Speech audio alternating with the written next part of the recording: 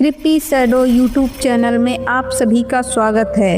आज की एक और नई कहानी में तो चलिए पढ़ते हैं आज की कहानी की ओर। बात बहुत ज़्यादा पुरानी नहीं है। बात उस समय की है जब मेरे कॉलेज का फाइनल ईयर था। उस समय हम सब स्टूडेंट को एक नमक का प्रोजेक्ट मिला था, जैसे कि नमक कहाँ बनता है, कैसे बनता है, वगैरह वगैरह। नमक कैसे बनता है, ये बहुत जिज्ञासा भरा प्रश्न था। हाँ, ये बात अलग है कि हम इंटरनेट के जरिए नमक कैसे बनता है वो देख सकते हैं, लेकिन जब यही प्रोसेस यदि हम अपनी आँखों से अपने सामने देखें तो और अच्छे से समझ आता है। इसलिए हमारे प्रोफेसर ने ये तय किया कि हम सब एक टूर पर चलेंगे और वहाँ नमक को बनते हुए देखेंगे। जब पूरी क्लास को बात पता चली तो सब बहुत खुश हुए। ये टूर 2 दिन का था। हम सब टूर के लिए ताल छापर जा रहे थे। वही ताल छापर जहाँ बहुत सारे हिरण हैं। नमक का कारोबार ताल छापर अभ्याकरण की सीमा पर 1000 एकड़ तक फैला हुआ है। जो हम सब ने ताल छापर अभ्याकरण देखने की योजना भी बना ली। दूसरे दिन सुबह ही हमें वहाँ से निकलना था। दूसरे दिन सब स्टूडेंट कॉलेज में इकट्ठा हुए। वे सब बहुत ही खुश थे। हम सब दोस्त बातें कर रहे थे। तभी वहाँ एक मेरी क्लासमेट दौड़ते हुए आई और हाँफते हुए बोली, कैंसिल कर दो वहाँ जाना। मैं तो नहीं जा रही, क्योंकि मेरी दादी ने बताया कि वहाँ एक खूनी बावड़ी है जो लोगों को अपनी तरफ खींच लेती है। क्या? सब एक साथ चिल्लाए। सबका मुंह खुला का खुला रह गया। मुझे उसकी बातों को सुन बोरियत सी महसूस होने लगी थी। मैंने उसे देखते हुए कहा, देख ज्योति, बावड़ी तो ठीक है, लेकिन वो किसी को कैसे खींच सकती है? हो सकता है तेरी दादी तुझे वहाँ जाने नहीं देना चाहती होगी। तू डर मत और हमारे साथ चल। कहते हुए मैंने उसका डर दूर करने की कोशिश की और मेरी कोशिश भी रंग लाई। आखिरकार वो भी हमारे साथ जाने को राजी हो गई थी। हम सब बस में बैठे और हमारी बस रवाना हो गई। मौसम अच्छा था और सुबह का समय भी था, तो हम लोग सबसे पहले अभ्याकरण घूमने गए। वहाँ काफ़ी एंजॉय करने के बाद हम अभ्याकरण की सीमा पर आ गए, जहाँ से हमें दूर दूर तक नमक के खेत या यूँ कहें कि नमक की क्यारियाँ ही नज़र आ रही थीं। हम उन क्यारियों की तरफ हंसी मजाक करते हुए बढ़ रहे थे, लेकिन इसी बीच ज्योति के चेहरे पर अजीब से कुछ भाव भी नजर आने लगे थे।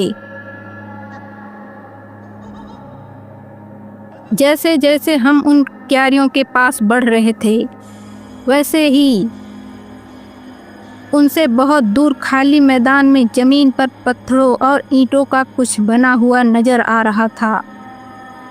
वहाँ के मजदूरों को पूछने पर पता चला कि वो सब बावड़ियाँ हैं जो पहले पानी से लबालब भरी रहती थीं, लेकिन अब ये सब सूख चुकी हैं। ज्योति ने जैसे ही बावड़ियों का नाम सुना, उसके मुंह से चीख निकल गई और वो दौड़कर बस में बैठ गई। जब प्रोफेसर ने उसके बारे में पूछा तो मैंने वो सब बात बता दी जो ज्योति की दादी ने बताया था।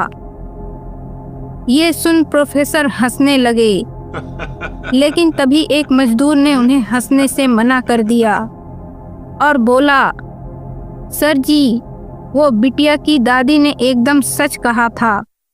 यहाँ एक बावड़ी ऐसी भी थी, लेकिन आप फिक्र मत कीजिए। वो तो ये जो बावड़ियाँ दिख रही हैं उनमें से बहुत दूर है, लेकिन अब उस बावड़ी को ढक दिया गया है, तो कोई खतरा नहीं है। आप लोग शौक से यहाँ घूमिए। कहते हुए वो मजदूर चला गया। लेकिन उस मजदूर की बातें सुनकर सबके सब हक्के बक्के रह गए। फिर प्रोफेसर ने समझाया कि वो बहुत पुरानी बात थी, अब यहाँ ऐसी कोई बावड़ी नहीं है, तो आराम से घूमो फिरो और प्रोजेक्ट के लिए जानकारी इकट्ठा करो। अब कुछ भुलाकर हम लोग अपने प्रोजेक्ट के लिए जानकारी हासिल करने में जुट गए थे। दोपहर से शाम हो चुकी थी और हम सब बहुत थक भी चुके थे। शाम को 7 बजे हमें वहां से होटल के लिए निकलना था। हम सब बस में बैठ गए और जैसे ही बस रवाना होने लगी, वैसे ही अचानक मौसम में बदलाव आ गया। अचानक तेज हवाओं के साथ बारिश शुरू हो गई थी। मजदूर भी अपने घरों को लौटने वाले थे, लेकिन इस तेज बरसात के कारण वो लोग हमारी बस के पास आकर खड़े हो गए। उन्होंने हमें बताया कि यहाँ खुला एरिया होने के कारण अक्सर ऐसे ही मौसम खराब हो जाता है और कुछ देर में अपने आप सही भी हो जाता है। वैसा हुआ भी। लगभग 1 घंटे बाद मौसम वाकई सही हो गया। वो मजदूर लोग भी अपने अपने घर जाने लगे थे। हमारी बस भी जाने को तैयार ही थी। स्टार्ट होकर आगे बढ़ी, तभी सामने से एक मजदूर वापस भागता हुआ दिखाई दिया और उसने हमारी बस रुकवाई और कहा कि आगे बहुत दूर तक मिट्टी ढह गई है, तो बस का जाना नामुमकिन है। लेकिन एक एक कर पैदल इंसान वहां से जा सकता है। यह कहकर वो मजदूर वहां से चला गया। हमारे प्रोफेसर पैदल जाने को मना कर दिए, क्योंकि इसमें खतरा बहुत ज़्यादा था। तो हमने तय किया कि आज की रात हम यहीं गुजारेंगे। लेकिन बस में पूरी रात गुजारना संभव नहीं था। बस ड्राइवर ने अपनी समझदारी दिखाई और अपनी बस को ढकने वाले त्रिपाल को हमें दे दिया, जिससे हमारे प्रोफेसर ने कुछ लड़कों के साथ मिलकर एक तंबू जैसा बड़ा सा तंबू बना दिया। वहां वो लोग आराम से बैठ सकें। अब सब लड़के लोग और प्रोफेसर, ड्राइवर वगैरह बाहर तंबू में चले गए और हम सब लड़कियां और हमारी एक लेडी प्रोफेसर बस में ही थे। हम सब बोर फील कर रहे थे, तो हम लोग भी नीचे आ गए। हम 3 लड़कियां बॉयज़ के ग्रुप में चले गए। वहाँ वो लोग कुछ लकड़ियाँ इकट्ठा करके उन्हें जलाकर बैठे थे और कोई न कोई गेम खेल रहे थे। अचानक मुझे ट्रूथ और डेयर वाला गेम याद आया और हम वही खेलने लगे थे। जैसे ही ज्योति की चांस आई, वैसे ही वरुण ने उसे डेयर दे दिया। वो अच्छे से जानता था कि ज्योति बहुत डरपोक किस्म की लड़की है, तो उसने जानबूझकर उसे वहां बावड़ियों के पास जाने को बोला। ज्योति डर गई, लेकिन उन लोगों की हंसी के बचने के लिए वो वहां जाने को तैयार हो गई। ज्योति वहां से उठी और डरते हुए वहां जाने लगी। मुझे उसकी कमजोरी पता थी, तो मैंने सबको उसके पीछे चुपचाप चलने को कहा। सब तैयार भी हो गए। अब ज्योति धीरे धीरे आगे बढ़ने लगी थी और हम सब 5 जन उसके पीछे चुपचाप चल रहे थे। आखिरकार ज्योति बावड़ी तक पहुंच ही गई थी। जैसे ही ज्योति वहां पहुंची, मौसम फिर से एकदम बदल गया था। अचानक लाइट भी चली गई। घनघोर अंधेरा हो गया था। ज्योति एकदम डर गई। इतनी डर गई कि उसकी चीख भी नहीं निकल रही थी। वो जैसे ही पलटकर आई, वैसे ही हमसे टकरा गई। वो और डरती उससे पहले ही हम लोगों ने अपने मोबाइल का फ्लैश लाइट जला दिया। मुझे देखकर ज्योति मुझे कस के गले से लगा लिया। मैं जान गई थी कि यदि थोड़ी और देर हो जाती तो शायद ज्योति डर के मारे बेहोश हो ही जाती। हम सब हंसने लगे थे और ज्योति का डर भगाने की कोशिश कर रहे थे। हमें यह भी याद नहीं रहा कि हम बस और तंबू से इतनी दूर आ चुके हैं कि हमें यहाँ जोर से चिल्लाने की आवाज भी वहां नहीं पहुंच पाएगी। हमने ये सब इग्नोर किया और वापस जाने के लिए मुड़े ही थे कि अचानक एक जोरदार चीख सुनाई दी। हम लोग डर गए। डर के मारे इतनी ठंडी हवा में भी हमें पसीने छूटने लगे थे। हमने पीछे मुड़कर देखा तो लगभग 400 मीटर की दूरी पर एक बावड़ी से आग की लपटें दिखाई दे रही थीं और उसकी गर्मी हमें महसूस हो रही थी। हम सब हैरानी से देखने लगे थे। हमें कुछ भी समझ नहीं आ रहा था कि अभी अभी इस तरफ कुछ नहीं था तो ये बावड़ी कहाँ से आ गई। हम जिस ओर खड़े थे उसके दाईं ओर बावड़ियाँ थीं और बाईं तरफ एक भी नहीं थी। तो ये बावड़ी बाईं तरफ कैसे आ गई और कहाँ से, और इनमें से ये आग की लपटें कैसे आ रही हैं, वो भी इतनी तेज हवा चलने पर भी। हम डर के मारे एक एक कदम पीछे हो रहे थे, लेकिन अचानक ही पीछे से एक दीवार से टकरा गए। डर के मारे हमारी बोलती ही बंद हो चुकी थी। हम सब एक दूसरे को केवल आंखों से इशारा कर रहे थे। कुछ ही देर में वो आग की लपटें निकलनी बंद हो गईं और सब कुछ शांत हो गया और वो दीवार भी खुद ब खुद हट गई थी और लाइट भी आ चुकी थी, लेकिन वो बावड़ी अब भी हमें दिखाई दे रही थी। वरुण ने ये सब हम सबका वहम बताया और अपने मोबाइल का फ्लैश लाइट से देखते हुए वो बावड़ी की तरफ जाने लगा था। मैंने उसे रोकने की भी कोशिश की, लेकिन वो नहीं माना। हार मानकर मैं भी उसके साथ चलने लगी थी। हालांकि मेरे दिल की धड़कन बहुत तेज से धड़क रही थी, लेकिन खुद को स्ट्रांग बनाकर उसके साथ आगे बढ़ने लगी थी। बाकी सब भी एक दूसरे का हाथ थामे धीरे धीरे आगे बढ़ने लगे। मैं और वरुण बावड़ी के पास पहुंच गए थे और उसने देखा तो वहां 4-6 आदमी औरतें अलाव जलाकर बैठे हुए थे। अब हमें समझ आया कि उस आग की लपटें हवा के कारण ऊपर आ रही थी।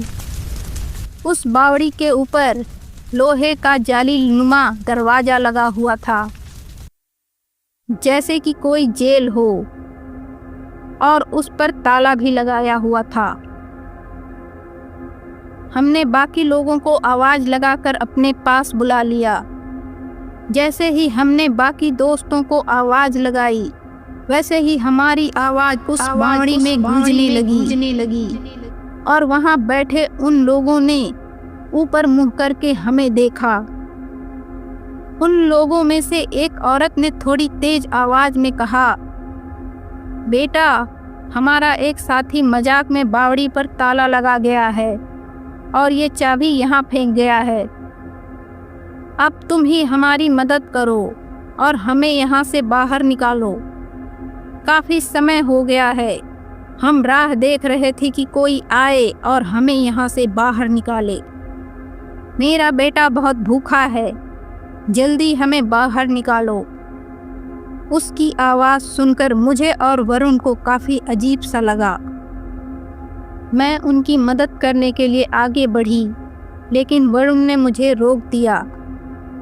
लेकिन भलाई करने की आदत के चलते मैंने उनकी एक न सुनी, और जब तक हमारे बाकी दोस्त आते तब तक मैं बावड़ी पर लगा ताला तोड़ चुकी थी और दरवाज़ा खोलने की कोशिश करने लगी थी।